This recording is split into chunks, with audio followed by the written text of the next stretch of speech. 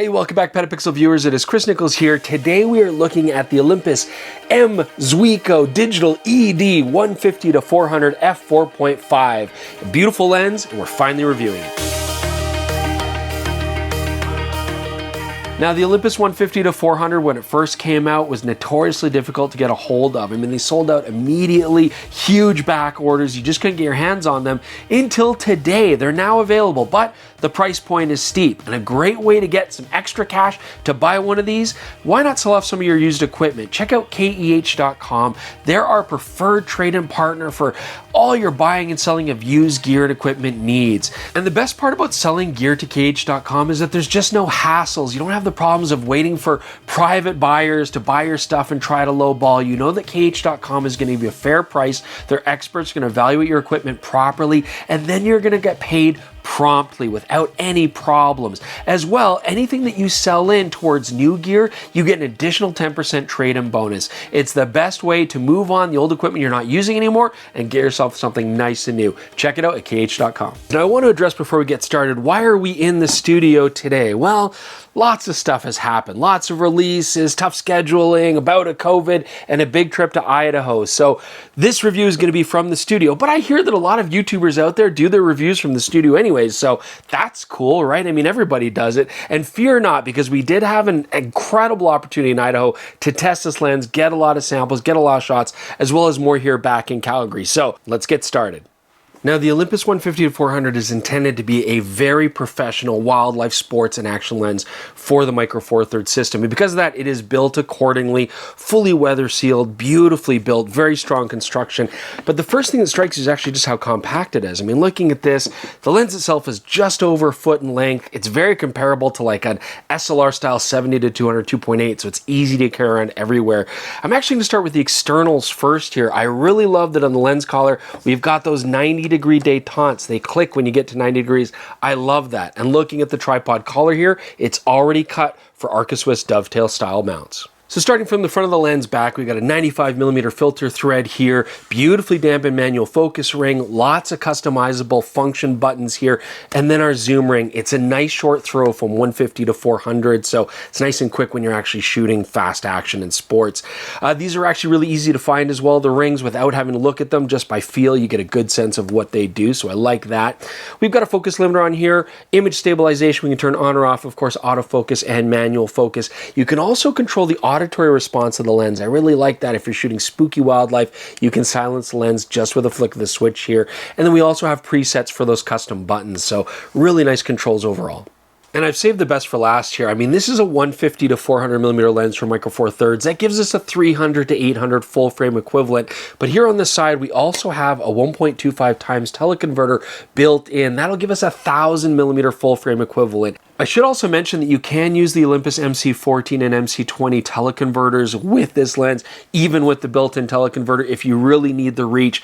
Because of light loss, I personally probably wouldn't use that, but I will absolutely use the built-in TC 1.25 times it's built into this lens all the time. I found the sharpness was still very well maintained. I'm still getting an f5.6 aperture, and so when I need that little extra reach, that was really nice to have built right into the lens. And yet, for a lens that has this kind of reach, you think it'd be really heavy, but it's actually nice and easy to carry around. It's about 1.87 kilograms, just under a knocked, about 4 pounds, really very manageable considering the reach that we have with this lens.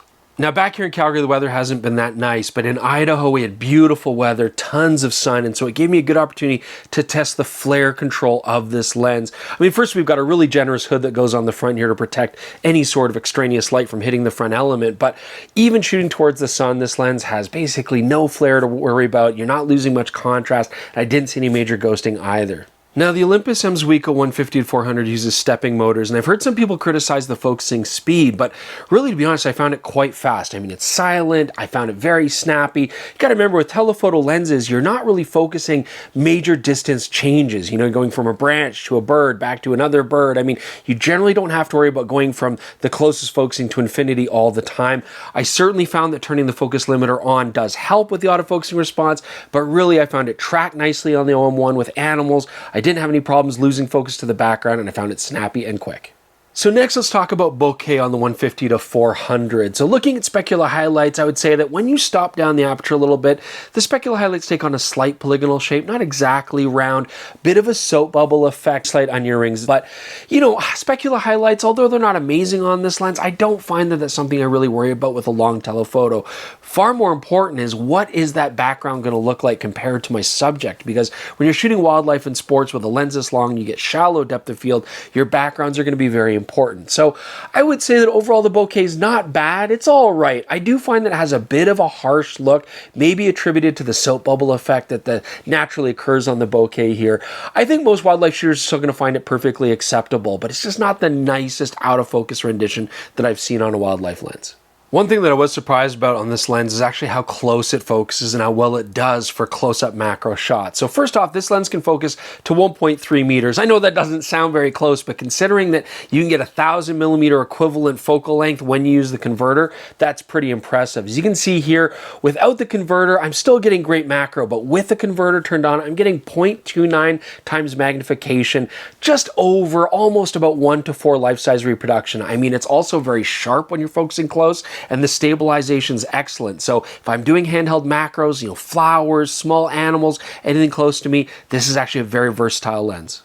All right, so I did put this lens against our test chart here to see what the sharpness is like. First off, let's look at 150 millimeters. So the center wide open at f4.5 is already brilliantly sharp. In fact, when you stop down to f6.3 here, you can see there's basically no improvement. I mean, it's already so good wide open at 4.5, and that's a great thing.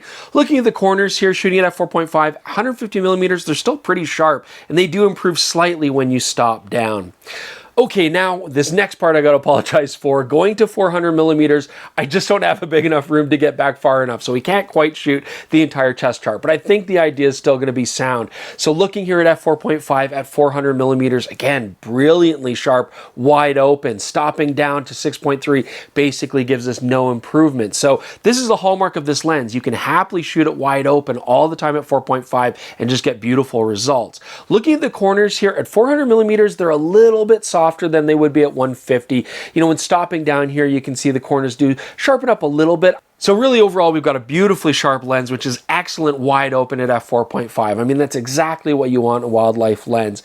If you're gonna have any challenges with image quality, it's really gonna come down more to the conditions that you're shooting in. So first off, just to give context, in Idaho, as I said, it was very hot, very sunny. Heat distortion was absolutely an issue shooting at the distances that this lens can shoot at. Nothing you can really do about that. Otherwise, in lower light situations, you're gonna run into the same challenge you'll always run it with Micro Four Thirds, and that's I'm trying to still handhold this lens, especially if I'm following moving subjects that are running or flying.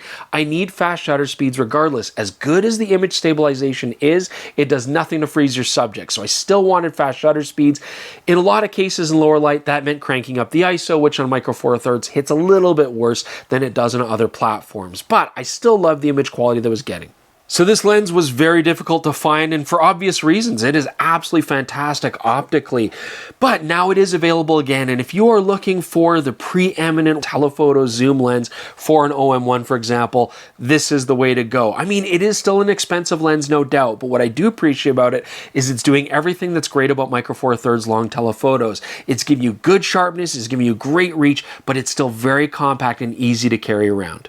Anyways, I hope you guys enjoyed this look from the studio at the Olympus M.Zuiko 150 to 400 f4.5. Please do leave your comments below. Let us know what you think. Do check out the podcast as well. You can see it on this YouTube channel or go to all your favorite podcasting apps and just look for PetaPixel Podcast. Leave comments there as well. We answer them on the show. As always, like and subscribe to the channel if you enjoyed it. Thanks so much for joining us. We'll see you soon with more episodes of PetaPixel.